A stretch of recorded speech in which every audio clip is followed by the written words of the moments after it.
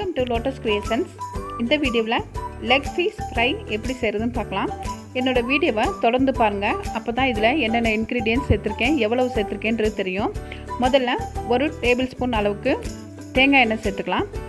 1 teaspoon அளவுக்கு மைதா, 1 table spoon cornflour, 2 table spoon அளவுக்கு chicken 65 பொடி, 1 டீஸ்பூன் மல்லிப்பொடி, 1 டீஸ்பூன் மிளகு பொடி, 1 டீஸ்பூன் ஜீரகப்பொடி, 1 டீஸ்பூன் கரம் மசாலா, உப்பு கொஞ்சமாக தேவையான அளவுக்கு. இப்போ 5 சின்ன வெங்காயம் அரைச்சி வச்சுருக்கேன், அதை போட்டுடலாம். இது கூட 1 டேபிள் ஸ்பூன் அளவுக்கு இஞ்சி பூண்டு பேஸ்ட்டு, இதையும் போட்டுடலாம். இப்போ எல்லா மசாலும் பேஸ்ட் பதத்துக்கு கொண்டு வரணும். இப்போ இது எல்லாத்தையும் நல்லா பிசைஞ்சு விட்டுக்கலாம். பிசைஞ்சு விட்டு இது கூட 50 கிராம் நல்லெண்ணெய் ஊற்றிக்கலாம். நல்லெண்ணெய் சேர்த்து இந்த மாதிரி மசாலா எல்லாத்தையும் பேஸ்ட் பதத்துக்கு பிசைஞ்சு எடுத்து வச்சுக்கணும். இப்போ உப்பு காரம் எல்லாம் கரெக்டாக இருக்கான்னு செக் பண்ணிக்கணும். செக் பண்ண பிறகு நம்ம கழுவி வச்சுருக்க லெக் பீஸ் எல்லாத்தையும் இந்த மசாலாவில் தடவணும்.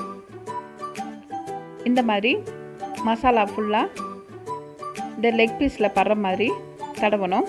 இதெல்லாம் தடவி கண்டிப்பாக அரை மணி நேரம் ஊற வைக்கணும்.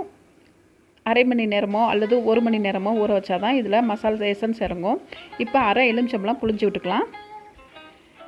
அரை எலுமிச்சம்பழம் புளிஞ்சு விட்டு இது எல்லாத்தையும் நல்லா மிக்ஸ் பண்ணிக்கணும்.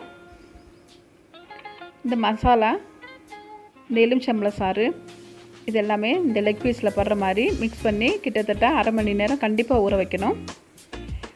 ஊற வச்சுருக்க லெக் பீஸ்களை இந்த மாதிரி கடாய் எடுத்துக்கோங்க. அதில் கொஞ்சமாக எண்ணெய் ஊற்றி நல்லா காஞ்சதுக்கப்புறம் ஒவ்வொரு லெக் பீஸாக போட்டுடலாம். இந்த மாதிரி ஒவ்வொரு லெக் பீஸாக மசாலா தடவி வச்சுருக்கிறதுல போட்டு பொரிச்சு எடுக்கணும். பாருங்கள், இப்போ முருகலான சூப்பரான லெக் பீஸ் ரெடி ஆயிடுச்சு.